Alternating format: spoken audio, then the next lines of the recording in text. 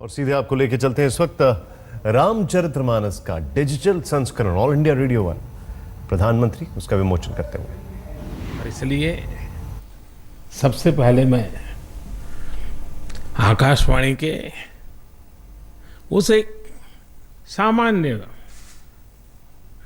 अधिकारी जिनके परिवारजन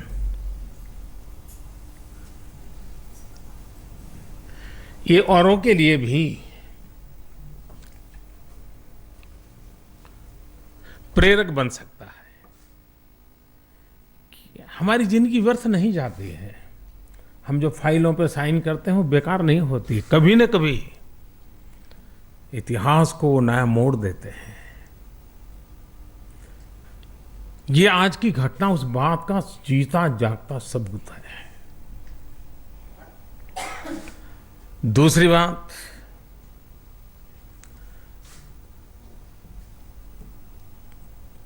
करीब करीब 20-22 साल तक लगातार इसका रिकॉर्डिंग हुआ है।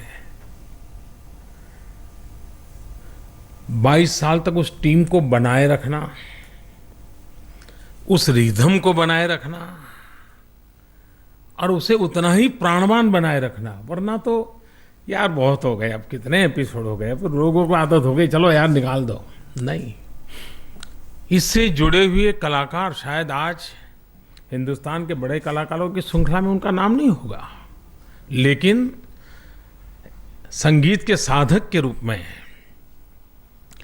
22 साल करीब करीब ये साधना कम नहीं होती थी।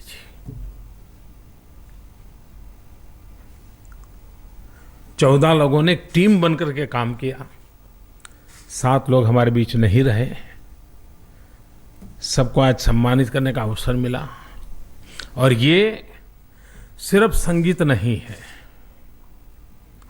ये संगीत की भी साधना है, संस्कृति की भी साधना है और संस्कार की भी साधना है।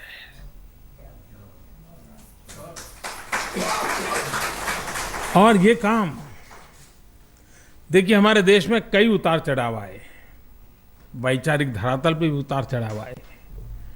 आज अगर कोई ओम बोल दे तो हफ्ते भर विवाद चलता है कि ओम कैसे बोला जा सकता है, देश बिन सांप्रदायिक है। ऐसे देश में रामचरितमानस को किसी ने क्वेश्चन नहीं किया, वो आज भी चल रहा है। हो सकता है आज के बाद किसी का ध्यान जाए और तूफान खड़ा कर दे, तो मैं नहीं जानता हूं। लेकिन कभी कभार हम देखते हैं कि बहुत सालों से सुनता है, क्या बात है कि हस्ती मिटती नहीं है हमारी। जवाब खोजने के लिए मेहनत करने की जरूरत नहीं है। यही बात है कि जिसके कारण हस्ती मिटती नहीं हमारी। यही तो रामचरितमानस, यही तो परंपरा, यही संस्कार। हजारों साल से दुनिया में हमारी जो सबसे बड़ी विशेषता है, जिसके लिए विश्व के किसी भी समाज को हमारे प्रति ईर्ष्या हो सकती है, वो है हमारी परिवार व्यवस्था। और हम बचे हैं, बने हैं, उसका एक कारण जब तक हमारी परिवार व्यवस्था प्राणवान रही है, हम ताकतवर रहे हैं। और उस पवित्र परिवार व्यवस्था को प्राणवान बनाने में बहुत बड़ी भूमिका अगर किसी ने निभाई है तो रामचरितमानस और राम जी का परिवार जीवन है। मर्यादा पुरुषोत्तम राम, मर्यादाओं में किसने कैसे जीना, परिवार में किसकी कैसे मर्यादा का पालन करना, कैसा व्यवहार करना, आचरण का उत्तम संस्कार का हमें दर्शन होता है। रामचरितमानस की क्या ताकत देखिए। हजारों साल हो गए, पीढ़ियां बीत गई, लेकिन वही भाव, वही परंपरा, वही संस्कार, वही संदेश आज भी जीवित है। आज एक बात हम कहें, लिखित कहें, लेकिन संदेश पहुंचते पहुंचते 7 दिन में उसका अर्थ अलग ही हो जाता है। ऐसी कौन सा सामर्थ्य होगा कि जिसमें आज भी अनेक व्याख्याएं होने के बाद भी मूल तत्व को कहीं पर भी खरोच नहीं आई है। ऐसी कृति मानव को इस धरती के साथ जोड़ने का कितना बड़ा काम। आज भी अगर हम मॉरिशस में जाएं, दुनिया के कई देशों में जो लोग गुलामी के कालखंड में मजदूर के रूप में उनको उठा करके ले जाया गया, कुछ नहीं था, निर्धन थे, लेकिन तुलसीकृत रामायण साथ ले जाना नहीं भूले, हनुमान चालीसा ले जाना नहीं भूले, और 150 साल अलग जीवन, भाषा भूल गए, पहनाव बदल गया, नाम में बदलाव आया, लेकिन ये एक अमानत उनके पास बची जिससे आज भी भारत के साथ उनका नाता जुड़ा रहा है। और कैसे जुड़ता है, मुझे बहुत साल पहले की घटना याद है। वेस्ट इंडीज की क्रिकेट टीम भारत में खेलने के लिए आई थी, बहुत साल पहले की बात कर रहा हूं, और उसके मैनेजर का मेरे यहाँ फोन आया। अब आज से 30, 35, 40 साल पहले मुझे कोई पहचानता नहीं था, न कोई नाम न जान। उनका टेलीफोन आया, मुझे आश्चर्य हुआ कि बोले वेस्ट इंडीज क्रिकेट टीम के मैनेजर आपसे बात करना चाहते हैं, मिलना चाहते हैं। तो किसी ने नाम दिया होगा, कहीं परिचय निकला होगा। मैंने कहा वेस्ट इंडीज क्रिकेट टीम से, मेरा तो वैसे भी क्रिकेट के खेल से मैं कोई खिलाड़ी तो हूँ नहीं। तो उन पता चला नाम, तो बोले राम रिखी नाम है इनका, और वो अपनी पत्नी के साथ आए हैं, मूल भारतीय हैं। तो मैं उनको मिलने गया, वो वहाँ HRD मिनिस्ट्री में काम करते थे और टीम मैनेजर के रूप में आए थे। तो मैंने कहा ये ऋषि शब्द कहाँ से आया? तो बोले ऋषि में से अपभ्रंश हुआ होगा।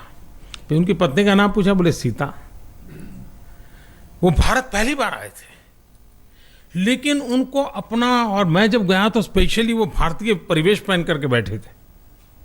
यानी किस प्रकार से एक ग्रंथ 150 साल के बाद भी अपनेपन से जोड़ करके रखता है, इसका ये उत्तम अनुभव।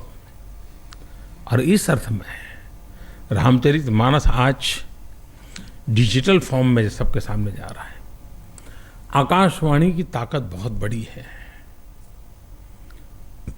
कितनी ही चीजें क्यों न बदल जाएं, लेकिन कुछ मूलभूत चीजें होती हैं जो अपना बुलंदी कभी खोती नहीं है।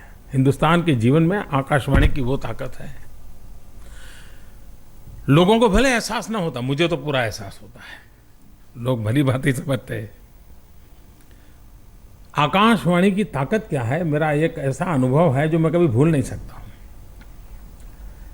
मैं हिमाचल में भारतीय जनता पार्टी के संगठन का काम करता था। अटल बिहारी वाजपेयी जी प्रधानमंत्री थे, और मैं हिमाचल में काम करता था। तो एक दिन मैं अपने दौरे पर जा रहा था, तो ऐसे ही पहाड़ों में एक ढाबे पर रुक करके चाय पीने के लिए सोचा, तो गाड़ी को रोकी। जब मैं नीचे उतरा तो जो ढाबे वाला था, चाय बेचने वाला, उसने मुझे लड्डू खिलाया। मैंने कहा भाई मुझे चाय पीनी है। अरे बोले साहब लड्डू खाओ, पहले मौज करो। मैंने कहा क्या बात है? अरे बोले आज अटल जी ने बम फोड़ दिया। मैंने कहा अटल जी ने बम फोड़ दिया?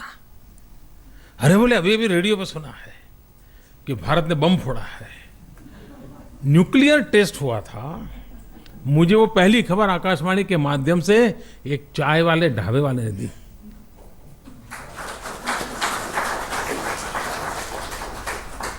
यानी हम जिन चीजों का कभी कभी महत्व नहीं समझते, कितना बड़ा होता है। और सिर्फ खबर नहीं, हिमालय की पहाड़ियों में दूर सुदूर अकेला चाय के ढाबे वाला इस समाचार से अपने आप को इतना गौरवान्वित महसूस कर रहा है कि गरीब होने के बावजूद भी अपनी दुकान की मिठाई मुफ्त में बांट रहा है।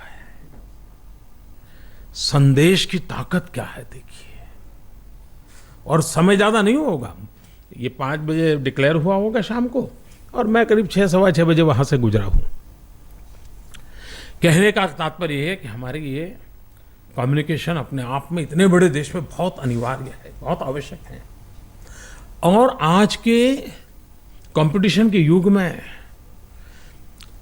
आकाशवाणी को स्पर्धा में फंसने की जरूरत नहीं है जी। उसने तो अपनी मूलभूत धाराओं को पकड़ करके जन जन के दिलों तक जुड़े रहना और देश को जोड़ के रखना और भविष्य के साथ उनको उत्साहित करते रहना, ये उसका काम है। और उस काम को हम कैसे निभाएं? युग बदलता जाए वैसे बदलाव आवश्यक होता है,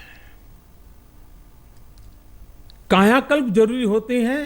और जब कायाकल्प की मैं बात करता हूं तब आत्मा वही रहता है, समयानुकूल बदलाव आता है।